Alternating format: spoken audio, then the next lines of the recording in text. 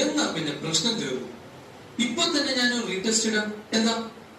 അത് മതി, അത് മതി. ആ ചോദ്യ പേപ്പർ ഇങ്ങോട്ട് എടുക്കും ടീച്ചറെ. റോയ്മോനെ, നീ ഇങ്ങോട്ട് നീങ്ങി നിന്നെ. ആദ്യത്തെ ചോദ്യം, എരികോ മതിൽ തകർത്തത് ആര്?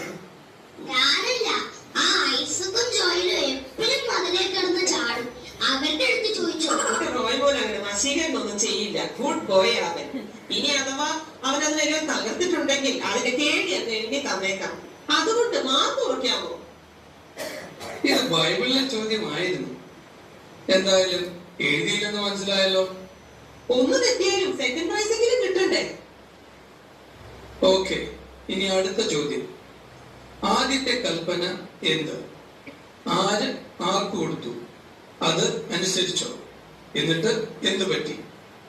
ഹവ്വ ആദത്തിന്റെ അടുത്ത് പഴം കഴിക്കാൻ കൽപ്പിച്ചു. ആദം അനുസരിച്ചു. അതാ പറ്റിയത്. പെൺവാക്ക് കേൾക്കുന്നവൻ പെരുവഴിയിൽ.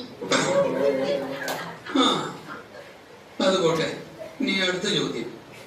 യേശുവിന്റെ ജനനത്തെ പറ്റി ആദ്യം അറിഞ്ഞത് ആര്? മറിയം.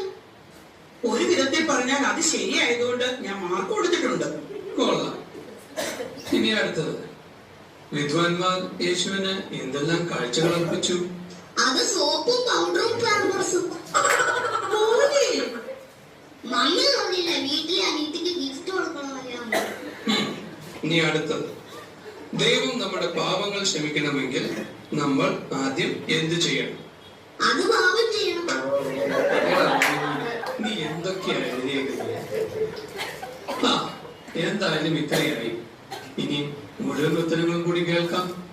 യേശുവിന്റെ ഏതെങ്കിലും ഒരു ഉപമയോ അത്ഭുത പ്രവൃത്തിയോ വിവരിച്ച് എഴുതുക. അതൊരു വലിയ ഉത്തരം. ഞാൻ എന്റെ ഉത്തര പേപ്പറിൽ നന്നായിട്ട് എഴുതിയിട്ടുണ്ട്. ഉത്തര പേപ്പർ ഇവിടെ ഇരിപ്പുണ്ട്, ഞാൻ വായിക്കാം. യെരൂശലേമിൽ നിന്നും എരിഹോയിലേക്ക് ഒരു മനുഷ്യൻ പോവുകയായിരുന്നു. വഴിയിൽ വെച്ച് അവനെ കൊള്ളക്കാർ ആക്രമിച്ചു. അവർ അവനെ നിർദ്ദയം മർദ്ദിച്ചു. ടിഷ്യൂ മൃതപ്രായനാക്കി കഷ്ണം കഷ്ണമാക്കി അവിടെ ഇട്ടു. ചിലത് നല്ല നിലത്ത് വീണു, ചിലത് പാറപ്പുറത്ത് വീണു, ചിലത് മുള്ളിനിടയിൽ വീണു, ചിലത് കിളികൾ കൊത്തിക്കൊണ്ടുപോയി. ശേഷിച്ച 12 കൊട്ട നിറച്ചെടുത്തു. അതിലൊരു കൊട്ട ഇസ്കരിയോത്ത യൂദ കൊണ്ടുപോയി ദേവാലയത്തിൽ കാളകളെയും ആടുകളെയും വിൽക്കുന്നവർക്ക് 30 വെള്ളിക്കാശിന് വിറ്റുകളഞ്ഞു. ഏതായാലും നല്ല ഉത്തരങ്ങൾ തന്നെ. ഇനി ബാക്കിയും കൂടെ വായിക്കണോ? വേണ്ട, മതിയായി. എല്ലാം എഴുതിയെന്ന് പറഞ്ഞപ്പോ ഇത്രയും പ്രതീക്ഷിച്ചില്ല. ബാലൻ നടക്കേണ്ടുന്ന വഴി അവനെ അഭ്യസിപ്പിക്കാം.